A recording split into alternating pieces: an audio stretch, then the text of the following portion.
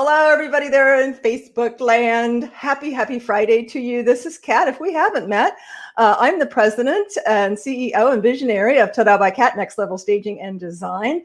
And my esteemed guest, Jennie Norris, is also the president of Sensational Home Staging in Colorado. She is also my dear friend, mentor, and trainer for my master accreditation with stagehomes.com. She is also the chairwoman for IHOSP. It's a long name, International Association of Home Staging Professionals, the largest organization for staging professionals. So we have a consummate professional with us today, and I'm super excited. We are going to talk about the most strategic marketing tool that has actually recorded returns that you can do to sell your home and maximize the dollars on your home. You don't want to leave money on the table, and that's what we're talking about today, right, Jennie? And I see Jennie's shaking her head. I have to look at the camera. If I look at you, I'm not looking at the camera. So Jennie, welcome. Thank you so much for getting up earlier. I know you're on Colorado time. Not quite as early as Kevin. You know, I love you when I get up early. I know, I love you too. Heart. So Jennie, welcome. And I know you're getting over not feeling too well. So I'm glad you're on the mend and feeling better. And I see we're twinning today with our crystal Dolce Gabbana glasses here. And we've got the blues. And we didn't even send the memo out, right? I know. Like on this vibe. Yeah. So Jennie, if I missed something in your intro that you'd like to, if not, we can dive right into the topic. Is that good with you? Yeah, absolutely. Okay, super. So let's start out with, I know you are amongst many things, a marketing guru. Tell us why folks may not know that what the most strategic and highest return on value marketing tool is for selling your property. I think, well, you know, we know the answer to that, of course, is home staging, right? And the statistics we tracked since early 2000s show that staging helps houses sell for more. They sell faster in a slower market. There's all the data that's out there. And I think the reason that people aren't aware of it is they're not being told by their advisors, real estate agents, what have you, because if the market's hot, there's a concept of, well, we don't have to do anything because the house is going to sell. And in the market, it will most likely sell, but it could sell for more. And especially when people are buying in the same market or even going to another state, there's only 2 states in the entire United States where it's even anywhere sort of affordable to purchase, where it hasn't gone skyrocketed. That's Hawaii and New York. Yeah. And New York because everybody's leaving, and Hawaii because it would shut down. And so there's still some deals to be had there, but otherwise every state is experiencing a shortage of inventory, prices that are going up. And so when you're buying in that same market as a seller, they want to net every single penny out of the sale. So don't leave money on the table.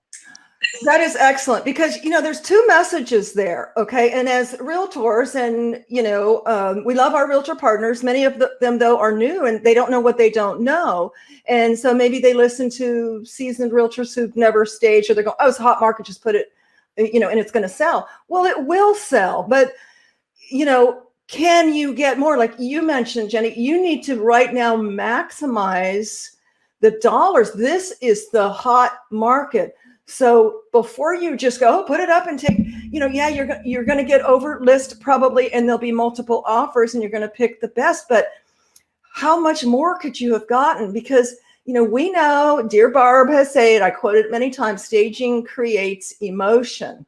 Yeah. My tagline to that is, at Ta-Da Staging, we create that emotion, and buyers justify price with emotion. So, you know, even in today's hot market, they're, you know, maybe they only have 2 to choose from in that school district, in, you know, that has the specifics they want, et cetera. But are you going to be the unstaged home, which is why they, you know, purchase the staged home, and they offer even more? So let's talk about statistics, Jennie. And I know that the statistics historically have been nationwide. And I believe, correct me if I'm wrong, it's, you know, 1 to 17%. Yeah, I mean, our stats show up to 20% more. NAR just came out with their profile of home staging for 2021. the little synopsis. People can look it up online. I'm amazed most realtors aren't even aware that this publication is out. It's the third time they've come out with it, so it's the sixth. In 6 years, they've issued it 3 times. Every odd year, it usually comes out in March.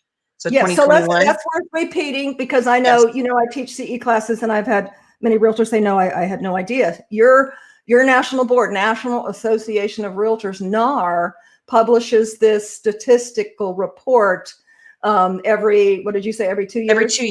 Jenny? Yeah, profile of home staging. And so this year it says 47% of the buyers cited that a home staging had an effect on how they view the home. 82% said it made it easier for them to visualize the property as a future home. And then they kind of listed the top rooms that should be done: living room, master bedroom, etc. And so statistically, buyers are willing to pay more for property that's staged. And this has been going on for years. We know this data is out there. And so I'm going to throw this out there too as sort of a challenge. And just people who are watching know, I love realtors. I'm married to a realtor. My son is a realtor, so it's part of our family. Yes. Realtors have what they call, is hopefully from NAR, a fiduciary responsibility to get the most in the sale of the home for their clients. That's a realtor code of ethics. That's part of what NAR mandates when people become a realtor, fiduciary responsibility. What that means is they are supposed to do their best to make sure that the seller gets the most in the sale. And so staging is not a secret. It's out there. So realtors that are not talking about it with their clients and advising them that, you want to take a look at this, are not fulfilling that duty. And that might, somebody watching this, if that makes you a little like, wow, I can't believe she went there. I'm going to go there because it's our responsibility to net the very most in the sale. That's what staging does. And you don't want your industry as a realtor accused of not doing the very most to get the sale. And if you want to go back in time, a little back in time machine, 2020 and 2005 did a segment called Real Estate Boomer Bust. And in that segment, you can look up the archives. In that segment, there was a company called Freakonomics. I think they still exist. And this guy got on there with a lisp, which drove me nuts. But he basically said that realtors were only worth $500. This is 2005. That's 16 years ago. You're only worth $500. And on national television, prime time, 2020, accused realtors of listing their own homes and doing more for themselves than they would for their clients. And you can imagine the uproar that came the very next day after the segment aired. And we were on it for the Happy Home Staging segment. It was a really positive segment. I couldn't believe they went there on that segment. And because we know that's not true, but that perception is out there. And so realtors cannot afford to have that perception today where they're just putting things in the market. They're barely taking pictures because they know it's going to sell. The market will eventually shift, and you don't want reputation to precede you. Yes, reputation. Realtors out there, don't be lazy. If you're home sellers, don't let your realtor be lazy, okay? Because, again, that's just it's your reputation, it's your brand. And, Jenny, I like that you talk about the fiduciary responsibility. And, here's how this can play out, okay? Yes, it's a hot market right now. So, I won't give you the typical story I gave that, it's sitting on the market, you've done 2 price reductions, and then someone talks to you at work or at the gym about staging. Oh, we sold ours really quick. And we staged it. Like, what staging? No one mentioned that to me. So that's not going to happen. But what will happen is you've got like for like, okay, homes, okay? And yes, it sells fast. And, neighbors look, they see, because they're looking at the market. Maybe they want to leverage the market. And they look at 2 different homes, and maybe their neighbor's home that they just sucked the sign up, put it in MLS, prayed someone else sold it, and then a staged one got X number, 20, 30, 40, 50, I'm sure more. I'm sorry, and I apologize to the audience. My dog just woke up. He's really old. He turned 16 on the 16th, and he's standing by the front door, and if I don't let him out, he might. No one's here. No one else is here but me. So I'm going to jump up really fast. Yeah. Right back. That's a great point. All right, here, Copper. Yes. So you don't want that comparison, because again, unless you're just in it for a quick, let me make money, get my real estate license and make money, stick the sign up, sell. But if you want to have a career, if you want to have a reputation, and you want to be branded, you need to do more. As Jenny said, in this study, realtors were doing way more for their own place. Well, you need to treat every client as if it was your own place. your mom, your uncle, or whatever, and do the very best so that they can maximize this awesome time. Because, you know, if not, you're just throwing their precious equity at this prime time in the toilet. Right. You know, And I had a realtor that we just did a staging for, and her team was actually saying, why are you staging this? It was a mixed media. We're bringing things in. We'll talk about what that is coming up. Bringing things in, and her team was like, why are you doing that? You know, just put it on the market. And I thought she was talking about, you know, not her team, but like the other people saying, you know, why are you bothering? And she goes, no, it's my team. She goes, but it's my standard. I'm not changing anything just because the market's hot. My standard. That's a smart realtor. That is a very smart realtor. We just staged, you know, a little bungalow, and, you know, we're not talking less than 200,000. So I'm going to do just some real quick math here.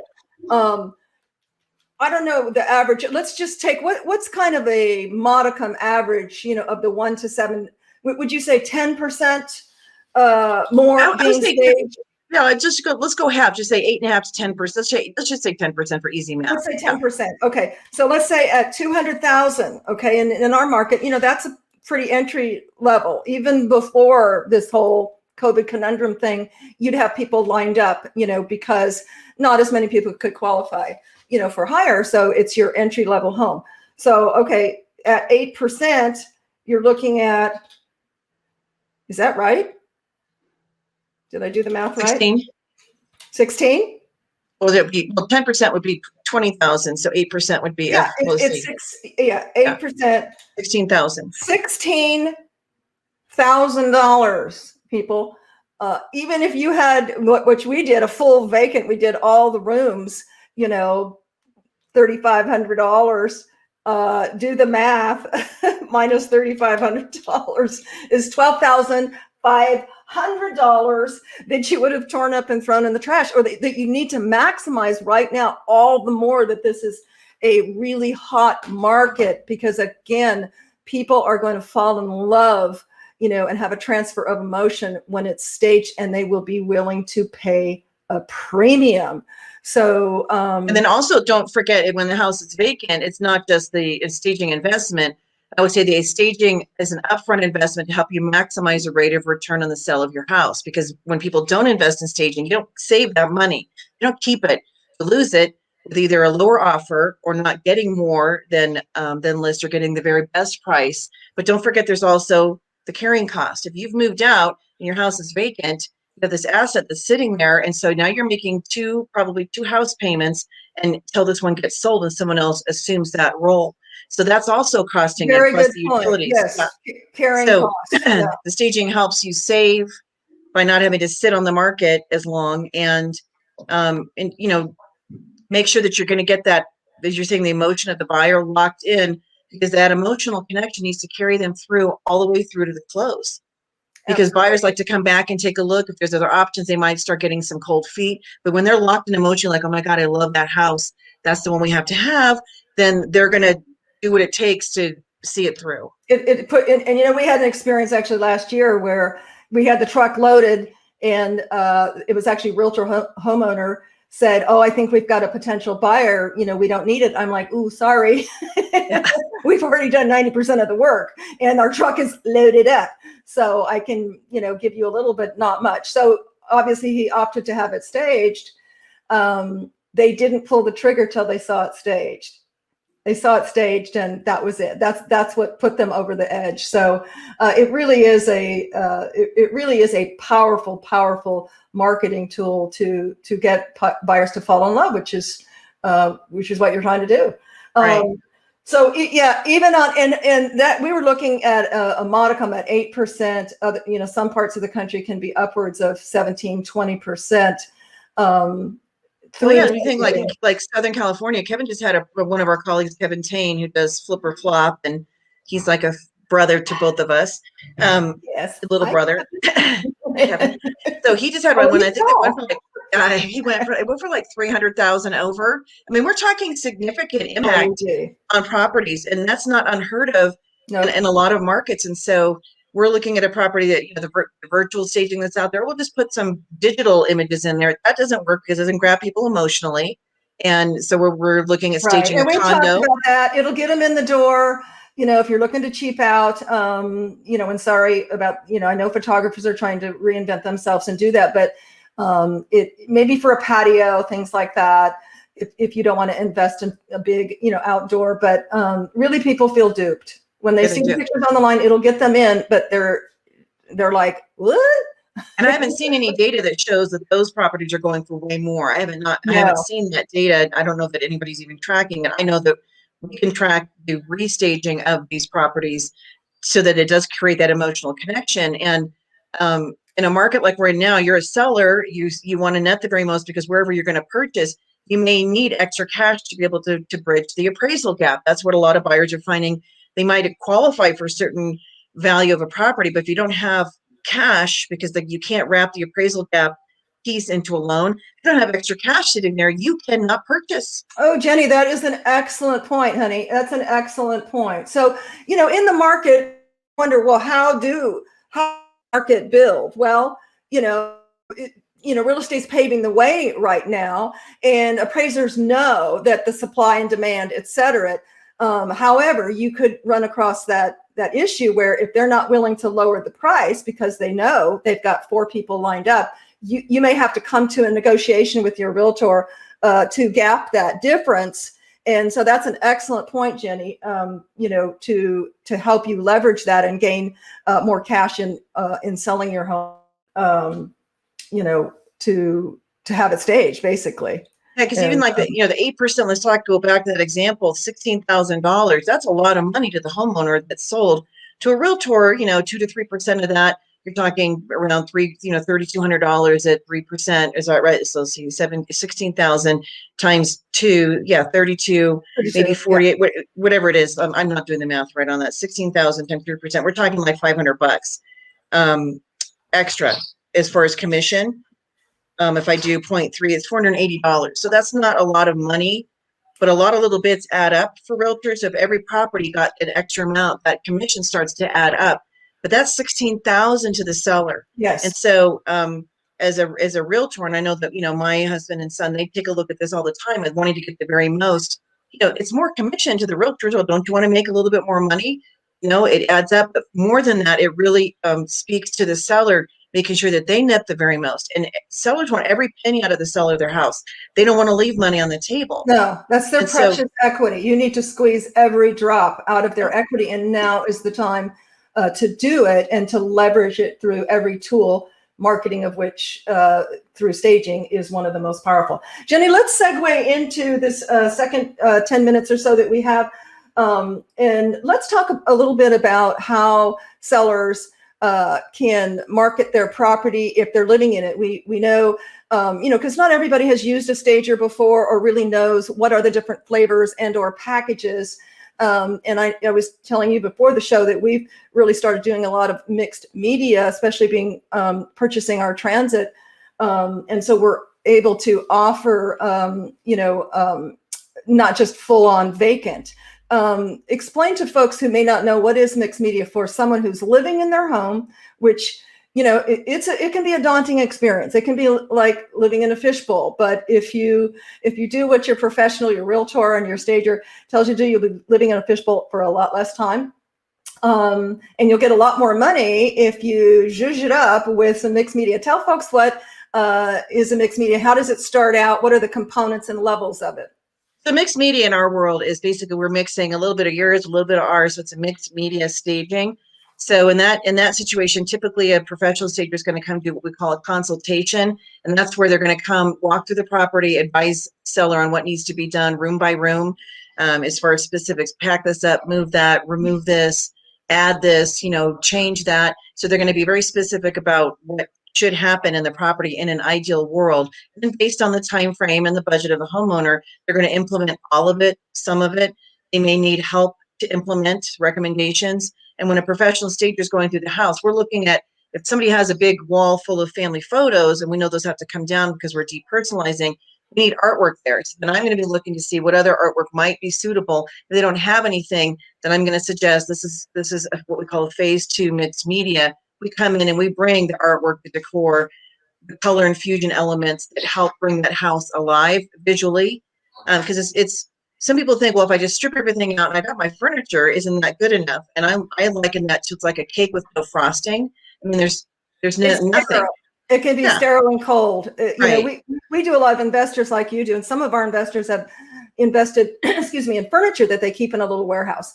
But I reached out to one of my investor partners, and I'm like, ooh, that's great that you've done that, but tell you, we can zhuzh it up a notch by really bringing in, as you call the icing to the cake, or I call it the jewelry of the home, because it really has no, that's when it comes alive.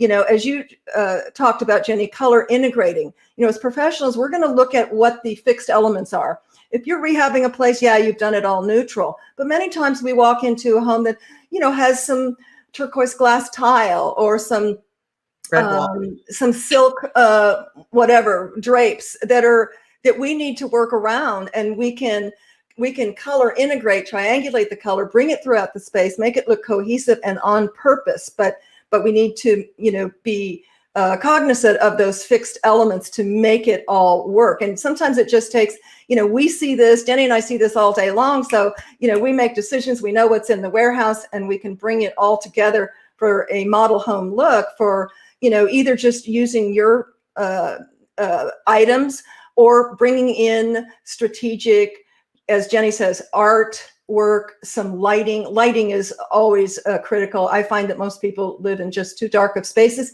and buyers want light and bright.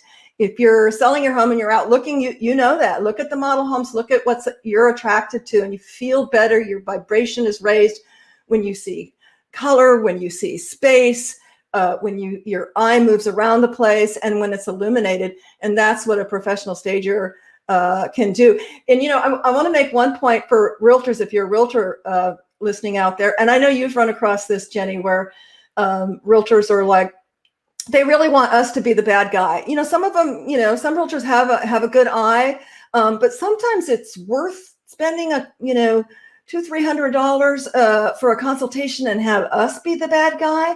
I've had one of my realtor partners go, Kat, I told her to remove that, and she rolled her eyes at me. And when you told her, she wrote it down and did it. And it's just, It's because you're not tied. You're not tied to the sale. A stager's not tied to it. So we're truly objective versus a client might think when a realtor is sharing, well, you're just trying to get me to spend money, and like it's self-serving. And it's not. The realtor has the best intention. They want the seller to do things they know. And some of it's obvious. You're like, I remember one same scenario, lime green bathroom. And I'm like, this needs to be painted. And they're like whipping out the paintbrush. And the realtor's like, I told them 3 weeks ago they wouldn't listen to me. And I'm like, I know, I don't, it's just, sometimes they need to hear it a second time. But we'll back up the realtor as far as, things that we know need to happen. But take them out of the hot seat. And even, some sellers might think, well, my stuff's not nice enough. And, do I need to, are they going to come tell me to take all my furniture out? And, listen, strategic throws and pillows can disguise some wear and tear on furniture. Artwork, again, adds a huge element. The look behind Pat, look behind me, the artwork that's to scale on the wall, you pull the colors out of that. As if it's on trend, it makes the whole house feel more updated just by bringing updated elements in. And you could have other dated items in there, but the overall feeling that it elicits to the buyer in pictures and in person is different. Absolutely. And I want to kind of underline that point that you made, Jenny. We're doing one, I think it's going to be at 1.5 million, that's got some pretty heavy stuff in it. A couch. We just remove the big pillows, put on trend pillows, bring in 2 matching chairs, bring in some art. I really get the most excitement and joy really out of Occupy being able to transform and up level without having to strip it down, using I think what they have. Yeah, I think Occupy staging to me is much more challenging. It because is. you are having to use what the homeowner has. The budget might be a little bit more limited, but you are, and that's where, the training comes in, because that was always the challenge, the class, going to a house, hitting a cold, not seeing it, being restricted to like, what do they have in this house that I can use, and having to make magic. And that really is what it is. Not to downplay putting together, a rehab that's neutral or a model home. In that case, you really just have to have a good investment on furnishings that's going to be luxury or, what have you, but you pick a palette and, you don't have to tweak your brain that much, placement, Right. of course, is critical, but with challenging floor plans for furniture placement and existing homes where you've got to go, okay, how can okay, I'm going to take that from upstairs, bring that down here. I'm going to put this over here, take these off. That's really exciting to me because you get to tweak your creative muscles and really, as you say, make magic. It's nothing And less. on top of that, the people are still living in the home most of the time. So that adds a whole other element versus vacant. We're in 100% control. There's nobody there. We get to pick how we want it to look, get it set up. But an occupied, you're not only dealing with what they have, they're living there. So it's sort of like, okay, they're living there, might be working there. They may have kids that are in schooling at home. So you have all these factors of, compromising, with the homeowner in some cases. What are you willing to live without while your house is on the market? What do you absolutely have to have? How can I make that look attractive to potential buyers? And it could even be, I've done this recently, a couple of the desks with all the cords dangling down. Reposition the desk so I don't just see that when I see it from the doorway. So they can still work in the space, but make it look aesthetically more pleasing. But it can be challenging. And it's very stressful to a homeowner to be living in the house while the house is being shown. Yes. So the goal is to get it through that process as quickly as possible. Yep. And that's where the staging comes in. Yep. Absolutely. Yeah. I can't stress enough. Yeah. And I don't know about you, Jenny, two of the things that I see in Occupied that is, well, I'm going to say three that I think are, I call them easy, but, we'll just call them easy fixes for professionals is lighting, illuminating the space properly, proper furniture placement. How many times have we walked in? We love the open concept, but unfortunately, most people or many people really are challenged with how to position. So you'll see, I think there's a term for it, but it's like all the furniture up against the wall. Yeah, it's like they're on a timeout. It's all labeled over here. Timeout. There's nothing being connected, and that's an easy, fun fix, and I just love it when homeowners like, oh my God, I never would have thought of to do that, Are you allowed to put furniture without having a wall? I'm like, right. And so there's a you have to know some design elements, how to anchor the space so it doesn't feel like floating, and maybe a sofa table and having the proper scale of rugs and things like that. But it's so easily doable. So, proper placing of furniture, lighting, and then painting. Bang for your buck, people. Neutralize. And I call it, if people are not able, or they don't have the time frame or the budget, or are not able to paint, I've always called it embrace versus replace. So let's say they have a wall that's red or yellow or something like that, and they're like, we're not painting. So then you want to be working with a professional, understands color. Yep. Kat is trained expert on color. I have enough to be dangerous. I'm working my way through the advanced course. But you want to know somebody who can work with the color. And so if they're not going to paint it, then I'm going to take that color and thread it through the house. But also, if it's a big dark wall, bring artwork that has light. I love it, Jenny. Yeah. I love it, Jenny. And that's why you're the consummate professional. I'm going to have to use your term embrace or replace. And that's what I was speaking about earlier, that, the professional is going to go in and go, okay, it's got some pink bathroom, and and so we're going to integrate it. We're going to pepper and triangulate the color throughout and make it look on purpose, not dated. And I love that. I'm going to start coining that. Embrace it or replace it. So if you can't replace it, that's fine. I had a lady, I'm sure I've told this story before if you're listening again, but I had a lady a couple of years ago who had, 40-foot ceilings, and it was all faux painted. Forget it. Oh, painted. So, I still called it out on my report, even though I was told that she was not going to spend the 15, 20,000, whatever, to paint it. I'm going to call it out, because if not, someone looks at it and goes, she didn't call that out. And what I tell folks is, I'm going to call out everything in my professional opinion and experience and talent that is going to bring you, more eyeballs and higher offers. It's up to you to do as little as much as you want. So she decided not to do it. But I said, if you do 80%, you're still going to be that much closer to, to someone falling in love and wanting to make an offer. So, if you're out there, don't think you have to do everything. The more you do, it's whatever you're financially and physically and everything else, willing to do. But, I have to go back to, hire a professional, because that embrace or replace concept, when done correctly by professionals, can just make a world of difference. Just take that element, that fixed element that is inherent to the house, or that you're not willing to change, and make it look on purpose. I really like that. And I would say two things to that. One, the expectation then has to be in line with what is, when a professional comes in and recommends, let's say there's 25 things that they recommend that you do as a homeowner, and you choose 5 and say, I'm not doing the other 20, well, then that's going to impact the sale. And so the expectations have to be in line with the recommendations, what has been done and what hasn't been done. So the more you can do, the better. And there are companies out there that, their cash flow is the number one reason why people don't do the things they need to do. The painting, the easy things. Painting is not expensive. And it's not that much invasive either, as far as getting somebody in to do some interior paint, even exterior, maybe updating flooring or what have you. But money is the number one reason why people don't do that. Well, there's companies that are funding. They're providing that, whether it's a real estate companies, a lot of them are offering up ways. They're partnering with investment companies to come in, the money people, give a cash infusion, help that seller get the property properly updated, because they know it's going to sell for more, and then they take their money back at the closing. And there's independent companies like Zoom Casa. We've partnered with them. They'll come in, windows, flooring, whatever. So that's not a reason a seller shouldn't invest in what they need to do to update their property. It can make the difference between getting an extra couple $100,000 more in some cases. I'm working with a homeowner right now. They're in their 70s. She wants to remodel the whole house before they come on the market. So I went through the whole plan with her about, and we're talking, she's looking at over a year from now coming on the market.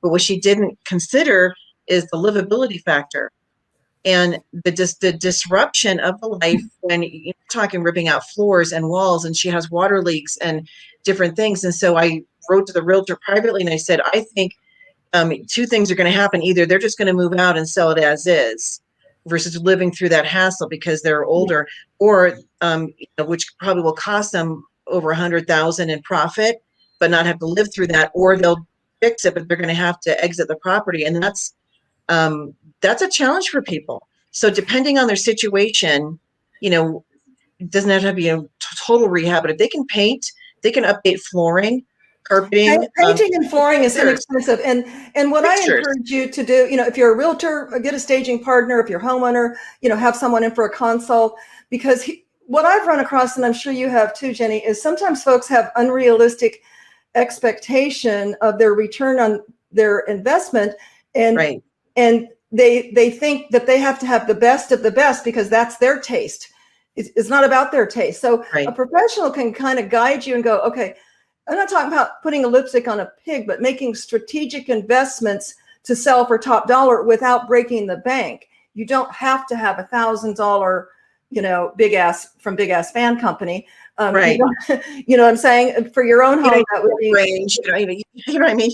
You get a GE profile, make the budget go further. I just looked at a house yesterday that's probably going to be like over $2 million property here. It is. We're trying to do the exterior painting. I've been to this property now 3 times with this realtor, and the homeowner's living in Florida. They want to build some big house down there. The wife, she's a neurosurgeon, and so she's not a designer, but she likes to have input. And so we're held up on the exterior color. We've done the color, schematic. The realtor hired an artist to do the rendering and so forth. And she's still fighting on whether or not she should lighten the color of the body of the house and get rid of this dated stone look. And we're like, yes, that's what you need to do. And I don't like that color. And I said, well, you're not buying your house back. You're selling it. So they need to then trust the professionals they bring in. And as Kat said, it may not be your taste, the things that are recommended, the colors, the pictures and so forth, but it's not being done for you. It's being done for the next person that's coming in.